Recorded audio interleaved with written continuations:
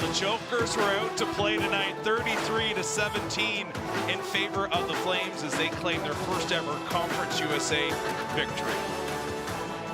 Well, hey there, friends. Welcome to the Flames Central Game Day post-game show presented by Frank Good Builders. Once again, the Flames take this one by a score of 33-17. Ryan McGibbon here alongside Vad Lee and Walter Virgil Jr. And a historic night for the Flames, winning their first ever game in Conference USA. Yeah, first win in Conference USA. Like they say, there's a party in Conference USA. That's right. Yeah, no, I love it. I think they came out, really rocked out. But the reality is that they're going to need a bigger bag.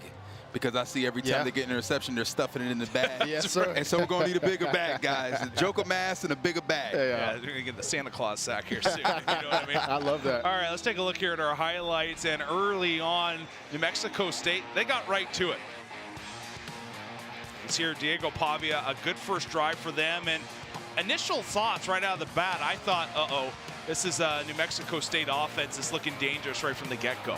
Yeah, they got a high-octane offense. You know, Pavio, they came out here and scored, but how about Salter? What an amazing game that he had. Came out with a strike, and it really was great to see the Liberty offense really take the next steps. Yeah, no, this guy came out, showcased his big arm, and just a certain level of maturity, a nose for the end zone tonight for sure. Yeah. It's being a part of our Finks Jewelers highlights of the game.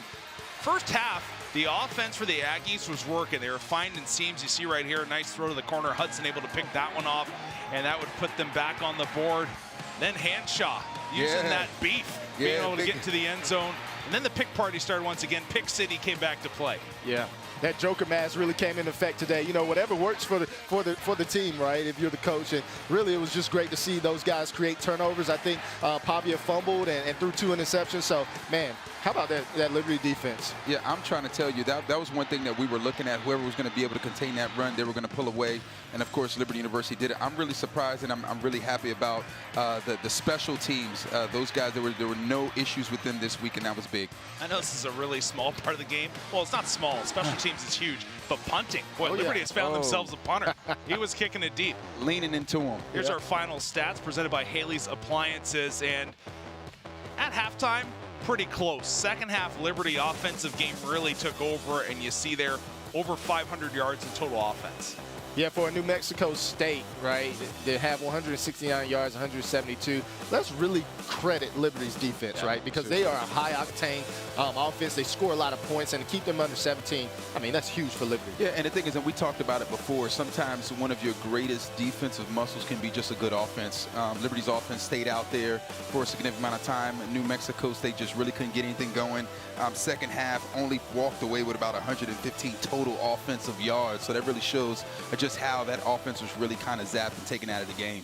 For sure. Here, let's take a look at the defensive highlights, to be honest, because that was really the story in the second half. You just mentioned that it was 115 yards of total offense for New Mexico State in the second half, but early on they were looking dangerous. And one thing, Vad, that you said you wanted to see Liberty do was contain Pavia, and I think they did a much better job of that in quarters 3 and 4. Man, they came out in the second half. I'm not sure what the halftime speech was, but they came out playing lights out. They really did a great job of containing the quarterbacks. Here you see he was looking right, looking left, really doesn't know where to go with the ball, and here you get another interception. Like you said, Walter, defense wins championships, and they got 3 turnovers, man. It was fun to watch. Yeah, no, I think Flames fans have a lot to look forward to. This wasn't some rinky-dink team that they played against tonight. This was a tough ball team, and we were going to see what they were made of by how they could contain this elusive quarterback, and they showed us what that can look like. And so I think Liberty Flame fans had a lot to look forward to for the season. This is a Liberty team on the defensive side of the ball that lost a lot to the transfer portal. Don't get me wrong, like you had some linebackers that were studs, moved out. Some of your secondary, you had one of the top pick artists in the country that transferred out as well, and they come in here, and I think they had a little chip on their shoulder saying, we're going to prove you wrong. We're still capable of making explosive plays on the defensive side of the ball. Yeah, they have 5 interceptions last week. coming into this game, you get 2 interceptions when you leave this game and a fumble recovery, right? And you talk about a chip on your shoulder. Usually you're feeling really good, but it seems like they still have a lot to prove, and they wanted to prove it tonight. Yeah, no, and I think that when we're talking about what aspect of the defense we're really excited about, I think this secondary is really trying to step up and say, listen, we're definitely a force. Yeah. If you put the ball in the air around us, we're going to come down with the ball, and we're becoming more and more confident, and that's really what you want to see in the secondary. They've also had a lot of growth internally. Brylan Green's a name that comes to mind. Pick last week, pick this week, 2 interceptions now on the season. A multi-sport athlete, plays baseball as well, but he is coming to his own here this season. And again, when you needed guys to step up in the secondary, he's been one of them. Yeah. Yeah, I mean this defense, and certainly, you know, they have the national spotlight now, right? They get 5 interceptions and last week, and then 2 interceptions. I'm not sure if anybody have done that as of recent to have 7 interceptions in the first 2 games. Think about this real quick. What does it look like if possibly next week or the week after that you have a big star like Kendi Charles coming back in, and he's able to move some furniture up the middle of that line and really start to shake things up? Yeah, early on they had it. New Mexico State had a lot of success running the ball up the middle, and you make a good point there, where you get some guys healthy, you get guys back, and certainly that'll be a force as well. All right, Kaden Salter, quarterback for the Flames, terrific night, truthfully. After that fumble early on, really cleaned things up and was rock solid.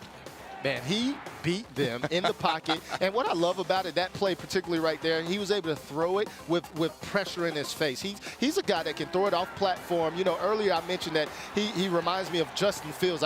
You know, if it's going off Kaden Salter tonight, I think Justin Fields is going to have a big year in the NFL. But this is what I like about what he was able to do. And even if we reference that same play, it lets you know that he's seeing the field.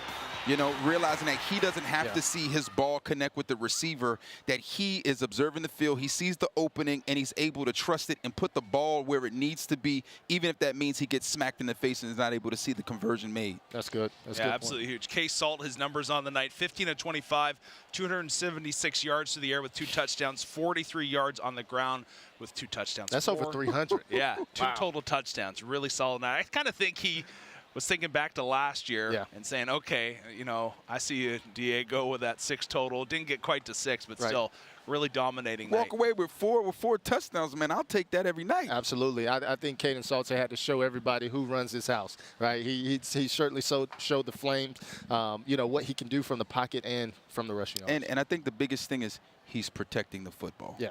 And I think that's been one of the biggest questions that we've had as it pertains to him. Can he protect the football? Can he win games? Can he keep the ball moving forward? And he's showing everybody that he could be that guy. Yeah. Yeah, impressive showing, and obviously you're happy with what you've seen, but a couple quarterbacks here. What can he do better? Like, what is there to still work on? You know, early on he had a fumble. It was a triple option play where he really coughed up the ball. As a quarterback, you can't make bad plays worse, right? And it wasn't his guy to pitch off of. It was a guy that just showed up and beat the offensive line, and he decided to still try to pitch the ball, but he should have just ate it. So I think the maturity level will continue to grow with him, but the more reps he gets, I think the better he gets.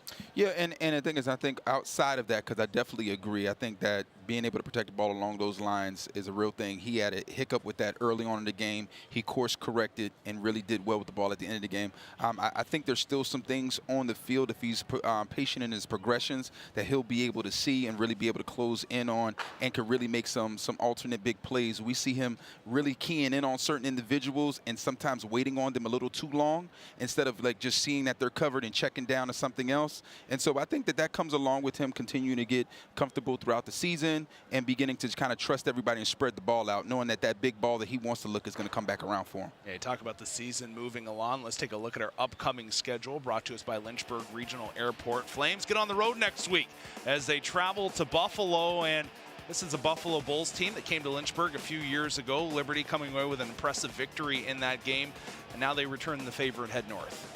Yeah, Buffalo is a team that I follow closely. I got a chance to go speak to them last season, and they're coached by Coach Maurice and do a great job. So I think, that'll be a big win for Liberty and to keep it rolling. I like it. Big win. I like that. You said it right off the bat. Yeah, big win to keep it rolling. Let's go. Let's keep it rolling. And then at FIU, September 23rd, second road game in a row for them. Things pick up a little bit. It gets a little bit harder. FIU known for their athletes.